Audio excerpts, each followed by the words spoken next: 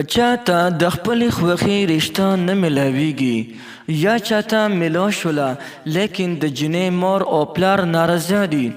یا جنۍ ته د خپلې خوښې رشته میلاو شوه لیکن د هلک مور او پلار په دې نارضا دي. دا وظیفه تاسو په دې طریقې سره وکړئ،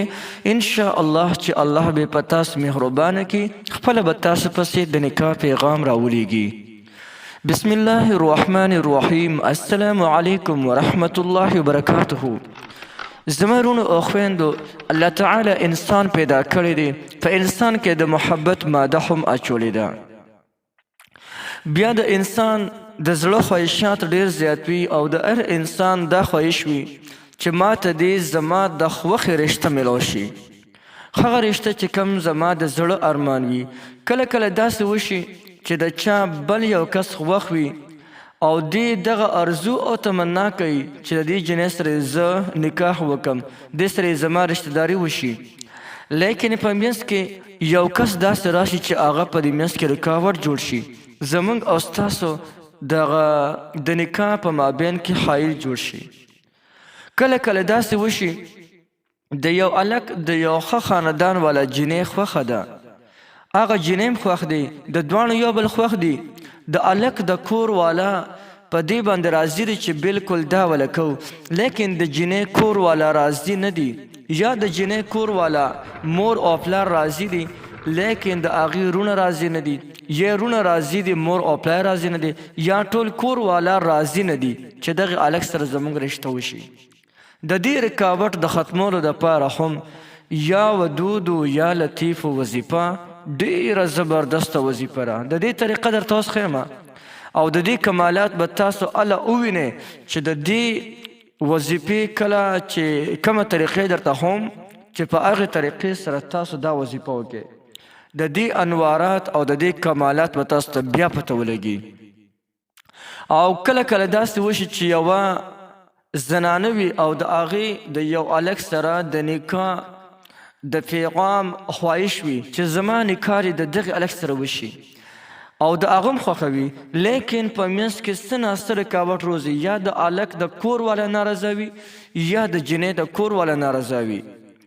اوس د هغوی د راضي کولو، د هغوی د مهربانه کولو دپاره یا ودودو یا لطیفو وظیفه ډیره زبردسته وظیفه ده. نو دا وظیفه که تاسو څوک هم په پابندۍ سره کوئ، دواړه به کوي، هلک او جنۍ دواړه به کوي، او چې کم کسان راضي دي، مثلا د هلک د کور والا راضي دي، نو د هلک مور او پلار دی هم دا وظیفه کوي، لیکن د هغوی دپاره د دې وظیفې کولو طریقه جدا ده او د هلک او د جنۍ دپاره جدا ده. راځي د دواړو طریقې درته ښیم. چې کله د هلک مور او پلار راضي دي لیکن د جنۍ مور او پلار راضي نه دي، هغوی رشته نه ورکوي او د ستاسو د خوښې رشته ده، دې دپاره د ماسخوتن د مانځه نه پس د دغې هلک مور او پلار دی د یا ودودو یا لطیفو وظیفه وکړي 1100 او 11 پیرې، یعنی 1000 پیرې. او چې کله هم دغه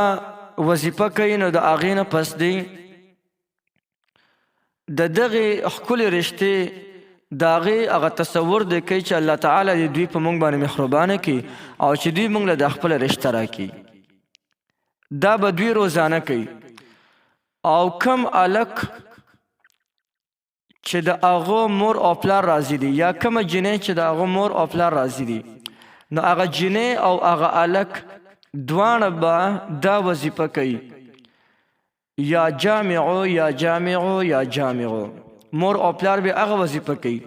یا ودودو یا لطیفو. او د هلک یا دا جنۍ دا به دا وظیفه کوي، یا جامعو یا جامعو یا جامعو. دا به د ماسخوتن د مانځه نه پس کوي، لیکن هلک چې کله کوي یا چې د جنۍ کله کوي، نو د دې نه مخکې او وروستو به درې کرته لازما درود شریف وایي. او د دې وخت کله دی، نو د دې وخت هغه دی چې تر څو پورې د ستاسو 140 ورځې پوره شوې نه وي. کله چې 140 ورځې پوره شي نو دا به تر د 100 ورځو پورې مسلسل پابندۍ سره کوي، په دې کې به چوټي نه کوي. که هر څه حالات راغلل لیکن په دې کې به تاسو چوټي بالکل نه کوي. 100 ورځې په اخلاص سره پابندۍ سره وکړئ، ان شاء الله چې د کومې کورنۍ والا چې دی هغه راضي نه وي، مثلا د الک د کور والا راضي نه دی، الله تعالی په تاسو مهربانه کړي، ورپسې پیغام 2-3 ځله ولېږه یا یو پیغام ولېږه، ان شاء الله چې په تاسو مهربانه شي. او یا د جنې د کور والا هغه راضي نه دی یا د الک د کور والا، یعنی دواړه کې چې کم یو راضي نه وي نو هغوی پسې پیغام ولېږي د 100 ورځو نه پس. خو 100 ورځې مسلسل دا وظیفه په دغه طریقې سره وکړي علیک نو ان شاء الله چې د دې وظیفې په برکت سره به الله جل شانه په هغوی باندې مهربانه کړي، او الله جل شانه به د دې دواړو په خپل مینه په دغه کې په خپل منځ کې مینه محبت او الفت پیدا کړي، او هغوی به بالکل کله کله به داسې وشي چې هغوی به پسې په خپله جواب راولېږي بالکل مونږ رضا شو تاسو راشئ پسې،